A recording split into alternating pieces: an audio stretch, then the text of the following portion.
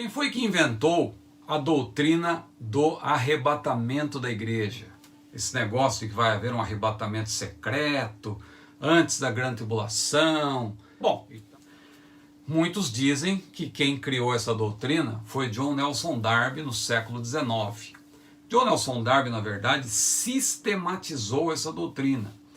E os críticos do dispensacionalismo clássico até usam isso como um argumento. Não, essa doutrina foi sistematizada tardiamente, os reformadores não falaram nada. Ora, de fato eles não falaram nada a respeito. Aliás, Gerald Bray, Gerald Bray, que é um grande especialista na história da interpretação da Bíblia, ele mesmo reconhece que Lutero e Calvino não tomaram tempo com a interpretação do livro de Apocalipse.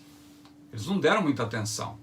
Então os nossos irmãos aliancistas não podem reclamar também que a doutrina do dispensacionalismo foi sistematizada tardiamente. Só que tem uma coisa, George Led, que é um crítico do dispensacionalismo, ele próprio reconhece que John Nelson Darby era um teólogo e fez um excelente trabalho no que tange a sistematização da doutrina do dispensacionalismo clássico, do pré-tribulacionismo.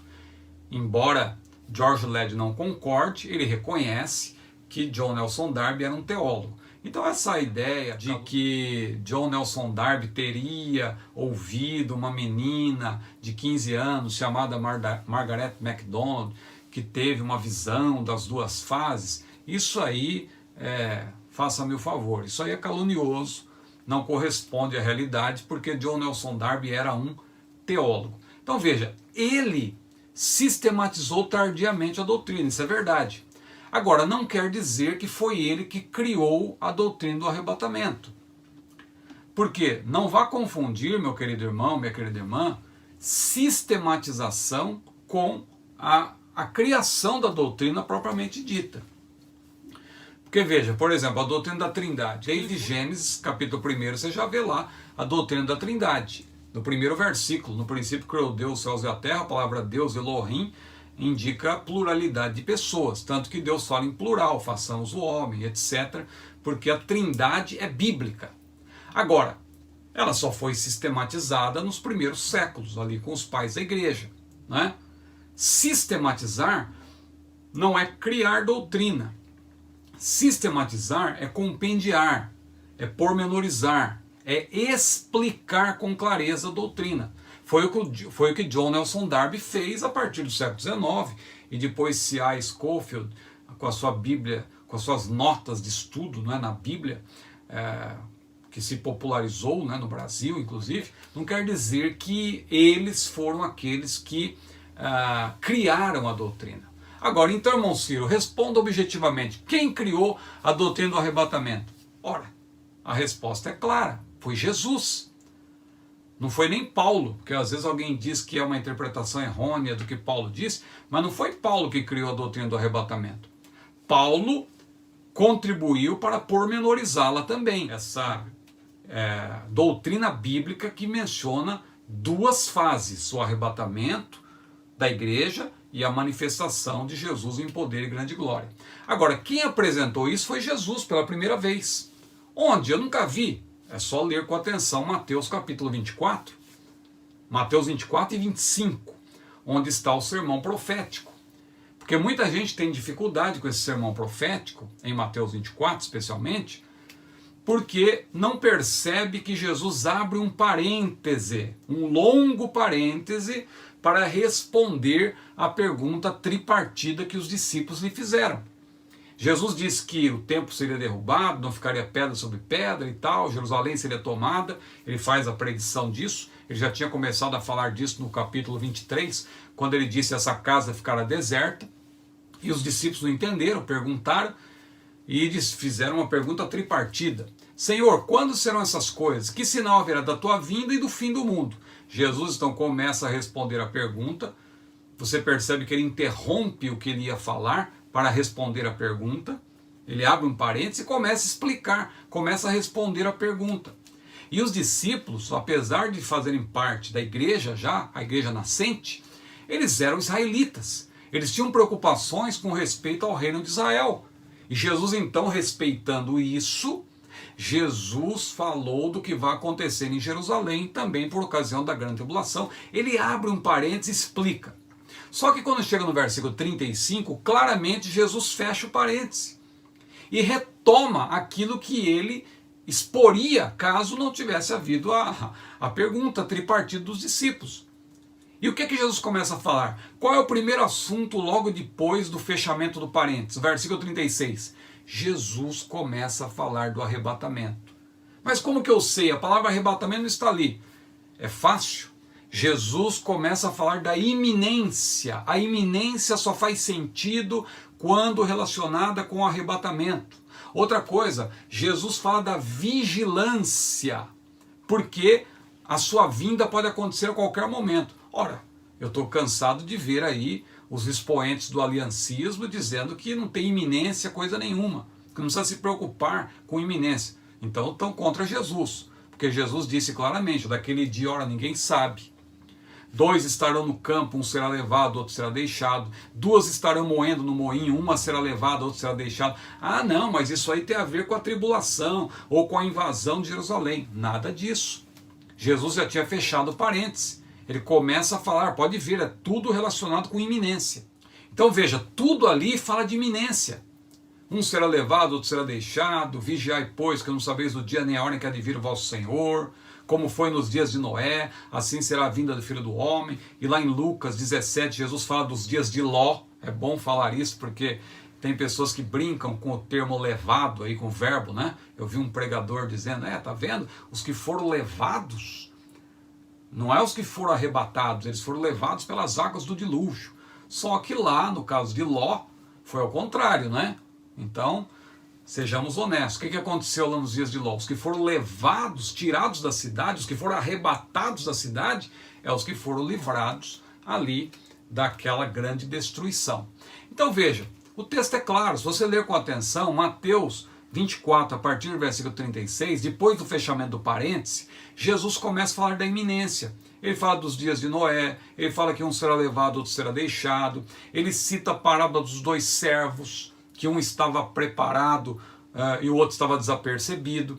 Depois ele fala da parábola das 10 virgens, diz que 5 eram loucas porque estavam despreparadas e 5 eram prudentes porque estavam preparadas. Alguém tenta dizer que aquilo ali diz respeito a Israel, mas o capítulo 25 começa com um conectivo, então, mostrando que Jesus continua tratando o mesmo assunto, falando da vigilância, falando da iminência. Tanto que ele diz, aí vem o esposo, saí-lhe ao encontro. Ora, não foi isso que Paulo falou, quando disse lá em 1 Tessalonicenses 4, que nós iremos ao encontro do Senhor nos ares? Então está tudo muito claro. Não bastasse Mateus 24, no dia seguinte, porque na linha do tempo, na noite seguinte, mais precisamente, lá em João capítulo 14, versículo 3, no último sermão de Jesus, aquele sermão que tem uma grande ênfase paracletológica, né, que ele fala ali do paráclito várias vezes, o outro consolador, o outro paráclito, naquele sermão que é o último sermão de Jesus, ele ali diz em João capítulo 14, versículo 3, aliás, desde o versículo 1 ele diz, não se turbe o vosso coração, credes em Deus, crede também em mim. Na casa de meu pai há muitas moradas, se não fosse assim eu vos teria dito. E ele continuando disse, vou preparar-vos lugar, e se eu for e vos preparar lugar, virei outra vez e vos levarei. Olha aí, vos levarei, virei e vos levarei. Isso é o arrebatamento.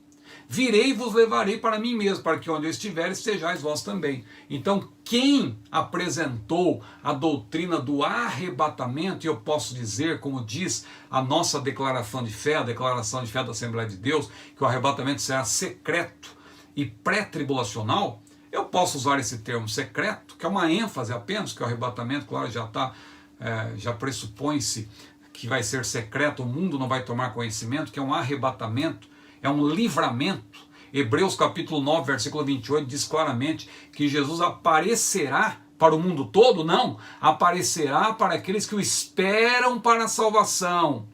Não vá confundir Hebreus 9, 28 com Apocalipse 1,7. Apocalipse 1,7 é a manifestação do Senhor, todo olho verá. Agora, Hebreus 9, 28 não. O termo ali no grego, o verbo horao, significa ser visto. Porque Jesus será visto somente por aqueles que o aguardam, que o esperam para a salvação. Tá certo, meu querido irmão, minha querida irmã? Para aqueles que têm me perguntado isso, são várias pessoas, eu estou respondendo a todos nesse momento. Aliás, glorificando a Deus, né, pelos 24 mil seguidores lá no Instagram. Então aqui eu estou fazendo uma exposição de Mateus 24. Rapidamente, Mateus 24 é onde está, na verdade, a origem da doutrina do arrebatamento. Ela não está no Antigo Testamento. Isso aí é fato também. Não está no Antigo Testamento. Por quê? Porque os profetas sequer tinham a distinção, a definição de que haveria duas vindas. Eles descreviam a vinda de Jesus como se ele fosse resolver tudo de uma vez só. Veja o que está escrito em Isaías 61, Zacarias capítulo 9. Eles apresentam a vinda de Jesus como se fosse uma só. Eles não tinham entendimento que Jesus viria para morrer, ressuscitar e voltar para o Pai para depois aparecer segunda vez, como diz lá em Hebreus 9, 28, aos que o esperam para a salvação. Então, se eles não tinham conhecimento nem que haveria duas vindas, o que dirá saber que a segunda vinda teria vários acontecimentos entre um evento inaugural, o arrebatamento, e a manifestação do Senhor. Eles não tinham esse conhecimento. E isso foi revelado a Paulo no Novo Testamento. Jesus apresentou, virei outra vez e vos levarei para mim mesmo. E Paulo, lembre-se que Paulo ele não aprendeu com os apóstolos. Ele aprendeu diretamente com Jesus. Lá em Gálatas ele diz isso. Jesus apareceu para Paulo algumas vezes e lhe apresentou o ensino que ele esposa no Novo Testamento. Então foi a Paulo que Jesus revelou a doutrina do arrebatamento, e por isso Paulo com muita clareza disse: o mesmo Senhor descerá do céu com alarido, com voz de arcanjo, com trombeta de Deus, e os mortos em Cristo ressuscitarão primeiro, depois nós, os que ficarmos vivos, seremos juntamente com eles arrebatados a encontrar o Senhor nos ares, e assim estaremos para sempre com o Senhor. E Paulo conclui o capítulo 4 dizendo: consolai-vos uns aos outros com estas palavras. Quem inventou a doutrina do arrebatamento foi Jesus. Quando? No primeiro século. E John Nelson Darby? Ele sistematizou no século XIX. Sistematizar não é criar doutrina. A doutrina do arrebatamento da igreja tem origem nas palavras do próprio Senhor Jesus. Que Deus abençoe a todos. A paz do Senhor.